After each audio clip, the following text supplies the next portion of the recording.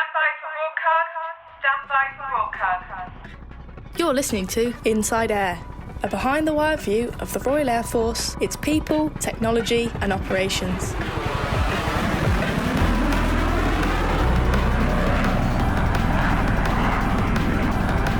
Hello, I'm Squadron Leader Peter Lisney, and in this episode, we hear how new tech is set to transform RAF Police work. We'll also reheat a few stories, just in case you missed them. But first, see if you can identify this noise.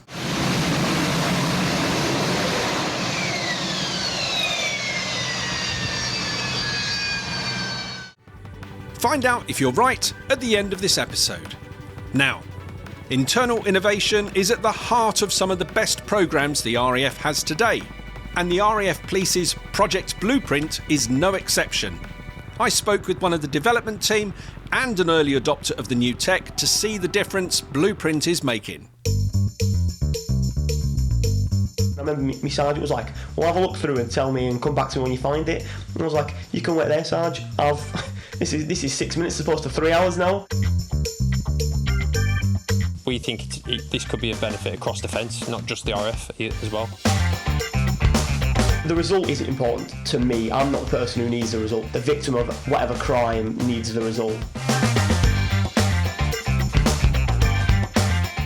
Flight Sergeant Simon, Corporal Harrison, welcome to InsideAIR. Thanks for joining us, and you're here to talk about Project Blueprint. Before we get on to Project Blueprint, I just want to understand a little bit about the role of the Royal Air Force Police.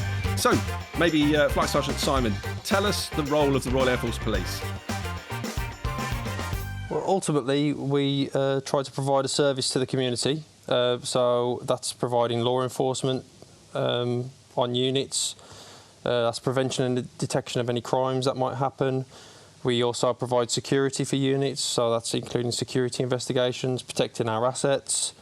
We have a number of different capabilities that we also do. So we have intelligence capabilities as well. That's to do with law enforcement and security. So we cover a complete myriad of different specialisations. We have other capabilities as well, military working dogs, so explosive detection. So again, more to do with security on that one.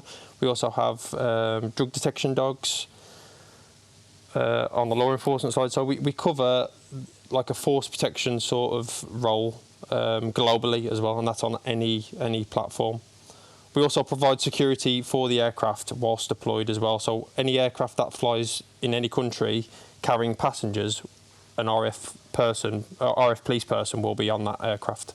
Okay, so it's quite a broad set of tasks that you have to fulfil. Just to give this perspective, in terms of size, how would the Royal Air Force Police compare with a civilian police constabulary? So I think we have about between 1,200 and 1,300 personnel. But obviously that 1,200 or so personnel dispersed all over the globe. Oh yeah, most definitely. We're in the majority of deployments in countries where we have a footprint at the minute. Okay. Corporal Harrison, tell us about yourself. What's your background? How long have you been in the RAF Police? I've been in about 5 years, just over. I came straight out of Phase 2 into general policing, so you go down one of 3 streams traditionally when you come out of Phase 2 at Southwark Park, which is into ASF, which was TPS when I turned up, dog handling. What's that? Sorry, what's ASF or TPS? It's Aviation Security Flight, I believe. TPS was Tactical Policing Squadron. Okay, now you've specialised now, haven't you, in where you work currently? Yeah, I'm in the Special Investigations branch now. I'm based at A Flight, which is at Halton, and we have B Flight as well, which is up at Cranwell. Okay. What do you think is the best thing about RAF policing? What do you enjoy the most, Harrison? Without trying to sound too cheesy and too promotional, you do come into the work and anything could be happening that day. I'm sure it's a standard answer for everybody in the military, but it is the ability to deal with people, and especially in the SIB field, it's being able to help people that are in a position where they're not necessarily able to help themselves in those matters, and be sort of a support for people that want justice and help in a way that only the police can provide it, I suppose. Okay. Flight Sergeant Simon, you've been in, 18 years? So what has kept you here? Why do you love the police so much? 19 years. 19 years. 19, right, okay. I don't want that year to drop off. Yeah, I think for me, personally, it's just a variety of work. I think Corporal Harrison just mentioned it. We never that streamlined down a certain capability within this profession. If you want to do serious crime, which I've done previously, and work on that for a number of years, if at the end of that you fancy a change, you can move on to something more specialist or something else. So you can work in aviation security. It's just a variety of the job, really. I think I enjoy the locations and the ability to travel the world. It's amazing. It is an amazing role, I believe anyway, and it's interesting. It is very interesting. Now, I should imagine that it's that variety that actually presents you with the challenges. In fact, that's probably been the catalyst for Project Blueprint. What is Project Blueprint? So Project Blueprint, we initially started about 2 years ago, where we basically created our own RAF Police digitisation team, where we were just tasked with trying to come up with better ways of working, being more efficient, trying to establish ways that we can invest in the profession where we can cut out a lot of the paperwork side of things, which is always a headache for police, regardless of where you work. So it's sort of we had a bit of a brainstorming session. I had a bit of an idea on something I'd seen previously, like an app where you could look on an app and find an offence and understand that offence a bit better, and you could search against a number of different offences. So we sort of built upon that idea and sort of created a bespoke one for the RAF Police, where it's an app where we sort of produced an app where it sort of linked, centralised all of our main documents, legislation, paperwork, templates, guides, policies, and put it all into a nice, pretty looking app that was user friendly, and people can actually find the information they're looking for extremely quickly. And I think Harrison will be a very good example of how he has actually worked on that. Okay, now that app currently sits on an iPad, is that right? So it sits on the ModNet SharePoint, so it's accessible to anyone that has a ModNet account. But it can be used across all devices, so whether that's a laptop, a desktop, or an iPad, even a ModNet phone as well. So it can be accessed through that. It probably won't show up that great on the phone because of the scaling, but it's accessible across all ModNet devices. But it is specifically designed for the iPad. So let's go back to the scenario pre-Project Blueprint. We'll come to you, Harrison, in fact, because you've been testing this on the ground. What was life like pre-Blueprint? Give us an example and maybe a confession of where it went wrong. Where we went wrong was we weren't keeping up, finger on the pulse with regards to the modern world. There's still a lot of handwriting statements, and some statements can be quite simple and can be a page, 2 pages, but you can get, especially in the SIB world, you can talk 12, 13, 14 pages. That's hours of people's times, hours of people, potentially victims of crimes, witnesses of crime, that they're spending outside of their main job. So operationally, we're taking hours away from the operation of the Air Force. But as well, people's times to handwrite these statements. If you make a mistake, you've then got to rewrite the entire page. And we weren't as efficient as we could be. And when you look at sort of Home Office police forces and constabularies, their efficiency is getting better and better, and we seem to sort of stagnate, I think. And having the iPad, without trying to sound overly dramatic, has been an absolute game changer, and has changed the way I work, and it has made me a far more efficient policeman in the way that I can operate now. Things that were taking me 2, 3, 3.5 hours, I can now do within 90 minutes to 60 minutes, signed off in an official format, convert to PDF, and it's usable in court. That's very impressive. You talked about the statements. Are you still writing statements, or are you filming or audio recording? So a statement would be handwritten usually, or now it's typed. But even when we type it, we are using laptops now. We've sort of advanced past that prior to the laptop. But even then, we have to take a printer with us, paper. So if you make too many mistakes or people too many things changing, you better take a whole wad of paper.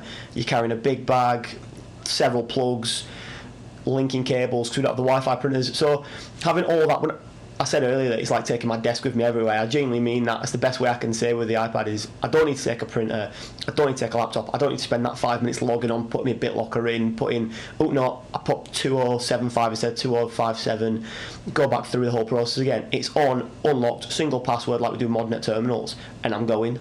And then at the end of that, it's signed off. Any editing can be done live time, it's signed off, saved, converted to PDF, and done. Right, okay, so you're still writing the statements and so forth, but it's just the ease of writing those and storing them. Yeah, and for people's time as well, it cuts the time that I need them down by in half. So not only then, if they're giving me a statement for something that's happened to them, it's cutting the trauma they may be living in as a victim in half. It also means that if you're doing a high value job and you're operationally needed, I've taken you away from your workspace for far less time. Flight Sergeant Simon, coming back to you, you're in a trial phase at the moment. What does that look like? So we launched the knowledge platform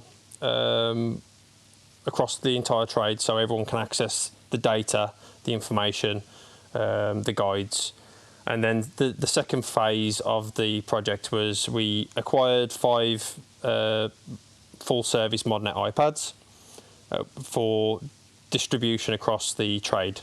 So we picked some areas within the trade that we thought might be of good benefit. One of the areas obviously was with Harrison on the serious crime. We had another one sent out to the CSIs, so the crime scene investigators. They've got one which they're using at crime scenes. We also had another one for the military working dogs for inspections. Again, the efficiencies that they're reporting back are astronomical. And we've also got one other, which is on a normal law enforcement unit at RAF Marham, which they're using for day-to-day routine crime and inquiries. Okay. We'll talk about how that trial's going in a moment, but before we do that, you've had a lot of support from the Astra team, is that right? Yeah, so the Astra team have been great, really. They have helped us with being able to get the word out on the project blueprint to the wider force, for us to be able to brief on the benefits, because it's not just, I don't think, an RAF Police thing. The actual RAF Police knowledge platform, or the actual blueprint of it, funny old thing, could be used across many different professions. You know, if you're working on an aircraft, if you're a technician, if you had something similar to the knowledge platform where you needed templates or you needed how-to guides, videos, or you needed to communicate with someone, you could use a similar version specific for that trade. And we think this could be of benefit across defence, not just the RF as well. That's right, because the platform that you developed this on, and I take it you didn't go to university to study programming, is the Office 365 Power Platform. And that's accessible to most people on ModNet, is that right? Yeah, so within, at least for the RAF, I'm not sure across defence, but I know for the RAF, everyone has licences for the Power Platform suites currently. And I think it's it's what Defence Digital want in future is everyone to start developing their own areas, similar to what we're doing, because the efficiencies you can make from your own offices. It's you're not dependent on someone that's a specialist, because it's a low code application. Pretty much anyone can do it with a little bit of learning and practice. Yeah. So this is another example. I mean, we spoke to the team at 90 Signals Unit recently on their Raven, and that was innovation from within. And this is very much the same situation, innovation from users on the ground. Certainly, yeah. And I think at the minute, as a force, as an RF force, we're only scratching the surface with this. I think in 10 years' time, everybody will have their own apps on the go. Right, now let's come to Harrison and your implementation. How long have you had Blueprint at your fingertips? So I got it around February, March time, so what's that, 6 months coming on? 6 months looking at, and it's been a hell of 6 months. I've been really enjoying it, having the system and the iPad all at my fingertips. obviously within the realms of what you can tell us, can you walk us through some of the examples where this has really been transformational for you? Well, at a basic level, when you open the knowledge platform up, there's several different channels you can go down with regards to links to LE dogs, as the flight sergeant mentioned. At a primary level, having the templates that we use in our day-to-day life at your fingertips is such a lifesaver. I remember when I first turned up straight out of phase 2, I had my substantive corporal at the time email me an email with 13, 14 attachments for various templates that were in and out of date that I then needed to save to my desktop and then save to OneDrive as that was coming in. So having all the up-to-date ones in one location is a massive ease for not just myself, but anybody who comes out of training to know exactly where to look for and be able to be working on the up-to-date models of these templates in an efficient manner, with also on there step-by-step guides of how to fill those templates out in the manner that the RAF Police want them. It makes everybody hit the ground running, and even me, who's been in a few years now and has filled out my fair share of forms and paperwork as the RAF love. It's good to just have a sanity check every now and again and have those at my fingertips. But specific examples being what I can talk about, which is one of the cases I've worked on. I'm actually myself. I'm specialised as sexual offences liaison officer, which means I can deal with victims of these sorts of offences. I went to court with a victim of a sexual offence, and we have something called a victim personal statement, which is not evidential at the time of a court going through. However, is more about what a victim personally has happened to them, sort of things that have happened and things that have affected their life. And my victim at the time, she wasn't sure she wanted to do one, and we got to the court day. She actually, do you know what? I think I've built up the strength. I think I can do this now. So I pulled the iPad out, opened the statement template form, which was on the knowledge platform, was able to type out a victim personal statement there and then, have her sign it off and email it to a prosecutor, then for the individual to be convicted, the suspect to be convicted for 18 months.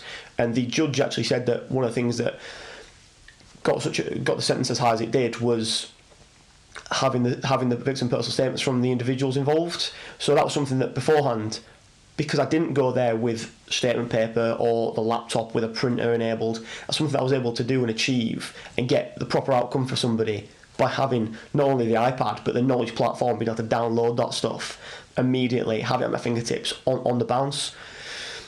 So what did this mean to the victim when she saw that the offender had a more just sentence because of the intervention that you were able to deliver on the steps of the court? I remember ringing her and she had her voice cracked, there were tears, and she was just overwhelmed is the word I would use more than anything, not necessarily emotional, but overwhelmed that this had gone the way she had wanted it to, and that the right outcome had been served to the individual. I remember she was out with some friends at the time, just having some food, and she pulled herself away, and I said, listen, I'm sorry to interrupt you, but I feel like I have to tell you this. And she, like I said, voice cracked. I could hear her starting to tear up on the other end, and she just was thankful, overwhelmed, and she just was so happy. And I've spoke to her again since, as we do, and she told me that like it just made her week, her month, and it was just one of the best feelings she's ever had to have that come out, especially going through the process and everything like that. To have it come out on the other end, it meant the world to her. Okay, what did that mean to you, Harrison? It's difficult. So it was the first individual I had taken on as my role as a solo. So I think it was nice to have a good result on the first time and to be able to have all the facilities there in order to meet her needs at the time is what I remember more than the result. The result isn't important to me. I'm not the person who needs the result. The victim of whatever crime needs the result. I detach myself from that.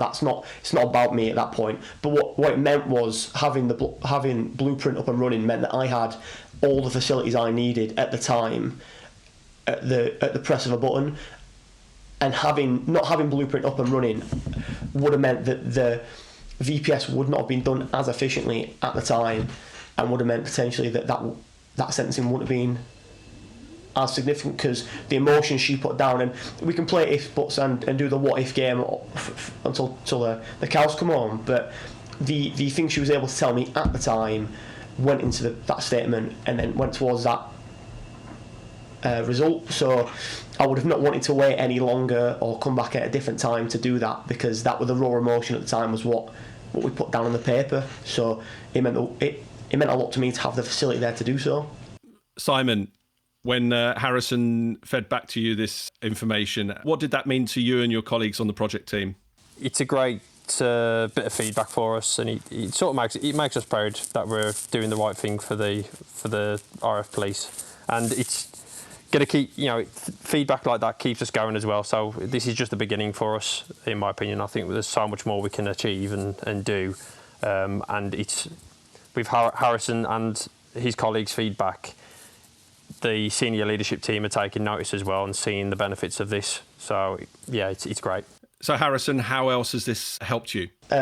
Just in terms of policy in general, the old AP 1722, which is our sort of Bible, the way we govern our work, was, without trying to upset anybody who was involved in the last AP 1722, was a difficult read. It was, I think the flight sergeant's got the statistics, but it's something like 3 million words or something like that, ridiculous. And it was one of those things where you would go, well, I need to have a look at a policy thing here, and they'd be like, well, come back to me in 2 hours when you've managed to trawl through that document, find maybe 1 or 2 bits. But now with what the flight sergeant's implemented, I can click on one of the direct links from the platform, get on there, and then just type in. So an example of a conversation I had with my sergeant, which was relating to the use of a custody vehicle and sort of the necessity for a custody vehicle and certain potential restraints being put on people. So I went in, typed in arrest on the search bar, and came to the two policy documents which relate to arrests. Went through the first one and was able to go, no, it's not in there. Went to the second one, it's not in there. And it took me, I think, 6 minutes, what would have taken me 3 hours. And I remember my sergeant was like, well, have a look through and tell me and come back to me when you find it. And I was like, you can wait there, Sarge. This is 6 minutes as opposed to 3 hours now. And I had the answer to him within seconds. It's a real improvement in the way we do business. And I think one of the main things that we, as an organisation, have struggled with it is, as I said earlier, the efficiency side of things. And the platform, even without the implementation of the iPad, has improved the efficiency of the way we work when people use it properly. And people are still transferring over, I think, from the old SharePoint page with the outdated documents to the platform. But I'm a big champion for it. When I speak to anybody, I'm like, get on the platform, it's all on there. And when they do, they're like, yeah, this is so easy, and it's so direct and so easy to find, and you don't need links, and you don't need your mate to send you the 3 links and the statement paperwork and that. It's all on there. Now, Simon, you have been deployed all over the globe in your 19 years in the Royal Air Force. And I believe you've probably spent a lot of that in very sandy, dusty places, probably in a very small team. What difference do you think Project Blueprint would have made to you and the execution of your duties 15 years ago? Yeah, I think just the ability to have iPads and have the access to the platform with the templates, being able to do your tasks and then complete the paperwork, because every task we do requires paperwork, and just being able to do it there and then, rather than having to make notes on paper and then type it up when you get back to the office. Just doing it there and then, you can send it immediately. Your chain of command are happy. We're not wasting paper as well. I mean, that's something to factor in here. The amount of paper we waste or use as a force, it's astronomical. I mean, we sort of estimated from the law enforcement side, we're going to save 3 tons of paper just from crime. And that's not even factoring the security stuff we do. But yeah, having something like this to hand, even just the videos we've got on there, so the how-to videos, and being able to quickly watch a 5-minute video on how to do something before you do it and do it correctly, it's reassuring. And I think, yeah, it will be a benefit massively to the guys on the ground, and that's the aim, is to help the guys on the ground. For anybody coming straight out of training, like PS is touched on, but it is a specialisation, so it's not really, you don't go into the thoroughwood of it until you go to a specialised course. So someone could walk into a front desk to somebody who's been out of training 2 weeks and ask them an intense protected security question about secret material, about anything like that, And rather than going, I don't know, let me call somebody, you can go, there you go, I'm on the PS side of things, ask me a question again, because I can type it in now and I can get the answer, and we can get those actions moving very quickly and make sure that while you're not going to be a specialist overnight, I don't dilute the PS specialisation by saying the knowledge platform can solve all the problems. It gives you a great leaping off point in which anybody can pick up the pen and go, I can now make sure that we can put the fast track actions in place, and then allow the specialists with the knowledge to come and do a thorough look and make sure that everything's sorted. Flight Sergeant Simon, what makes Project Blueprint really fundamentally different from just going into ModNet and going to SharePoint and finding the information, or looking at the AIR publication with all the information on? I think the main thing, one, it centralises all the different capabilities, because we're such a broad profession within the RAF Police. If you go on to, there's no one single SharePoint for us. Depending on your profession, like Harrison said, if you do PS, you've got a different area to go. If you do law enforcement, you've got another area to go. Whereas this centralises everything. But I think the biggest feature of it is it's easy to find stuff. It's so user friendly. Everyone's got mobile phones these days. Everyone knows how to use apps, and it's of that similar ilk. And it requires literally no training.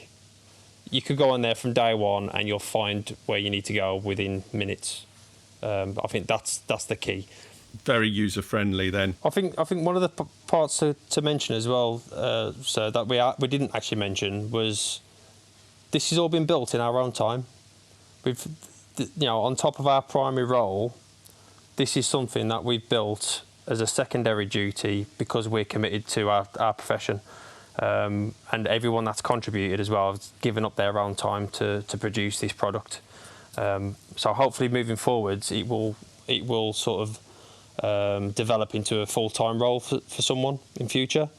Now we've proven the capability, but yeah, I think that is important to mention, that everyone that's contributed has given up their own time to build this, including myself.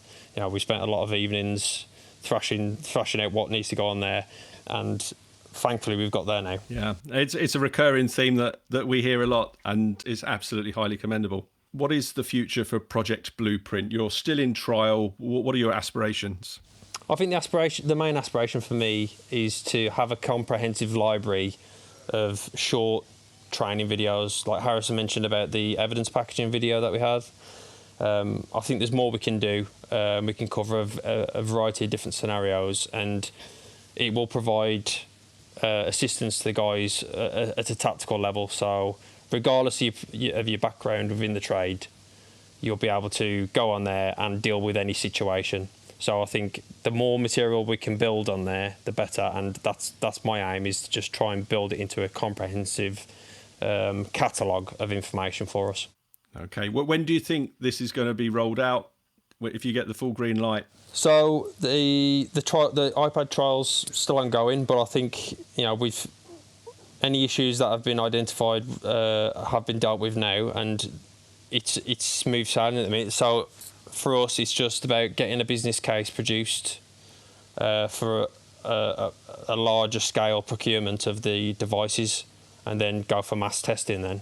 So let's say that we have a listener that's in a completely different profession in the Royal Air Force, and they're thinking, I wonder if this could work for us. What's your advice to that person? Who can they contact? Get in touch. Yeah, with you? Yep. Yeah, get in touch directly to me, find me on SharePoint, or you can go through the Astra page. We've got a little area on the Astra page about Project Blueprint. I think my details are on there, so if anyone wants to find them, please get in touch with us, or get in touch with Astra and highlight that you're interested in what we're doing, and I'm more than happy to deliver a brief on it. Flight Sergeant Simon, Corporal Harrison, thank you for being on Inside Air, and good luck with the project. Thank you, sir. Thanks for the opportunity to speak about it.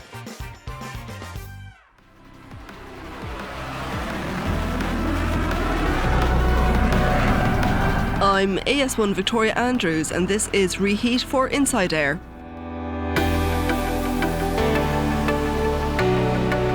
The Royal Air Force has transported a UK military aid package to support Pakistan following recent floods. An Atlas A400 aircraft has delivered 8 general-purpose boats with outboard engines and repair kits and 10 portable electricity generators. The heavy-lift aircraft flew from RAF Brize Norton and landed in Pakistan Air Force Base Nur Khan, where the military aid package was received by Pakistan's ground crews. As we reported in the last episode, 12 Squadron will support air security operations for the 2022 FIFA World Cup. The full detachment of 200 personnel and 12 Typhoon aircraft have now arrived in Qatar and begin their operations from the beginning of November. The first Defence Hackathon has seen 10 mixed teams from across Defence design applications to support the development of response to issues such as sustainability and security. The teams had just 48 hours to design a digital solution to an MOD-wide challenge. Speaking at the event, Chief of the Air Staff Air Chief Marshal Sir Mike Wigston said, "We've had a taste of the journey we're all taking on the use of cutting-edge technology and the challenges we face in turning this technology into usable solutions to operational problems.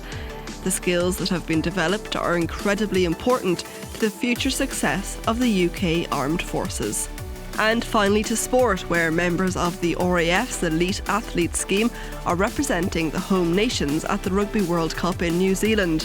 Police officers, Flying Officers Amy Cockayne and Sarah Bonner are representing England and Scotland respectively, while Flying Officer Caris Williams-Morris, a training officer, joins the Welsh lineup. The group stages are currently underway, with the quarterfinals due to take place over the weekend of October 29th. That's Reheat on InsideAIR.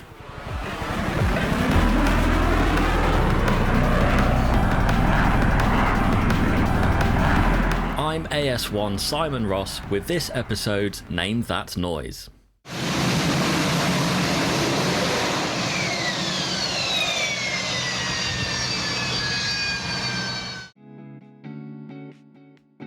That was the sound of a Harrier GR3 performing a vertical landing. Commonly referred to as the jump jet, the Harrier was famous throughout the world as the first jet fighter capable of vertical takeoff and landing. The Harrier was originally designed in preparation for a world devastated by nuclear weapons. The concept was that a jet fighter with the ability to take off and land vertically would no longer require the use of a runway and instead could operate away from established airfields. These qualities came into fruition when RAF Harriers were deployed to the Falklands War. The Harrier GR3 performed attack sorties from aircraft carriers and basic landing strips, conditions that would have grounded conventional aircraft. Although the Harrier is no longer in service with the RAF, its spiritual successor, the F-35 Lightning II, has reintroduced the jump jet back into the UK's operational capability.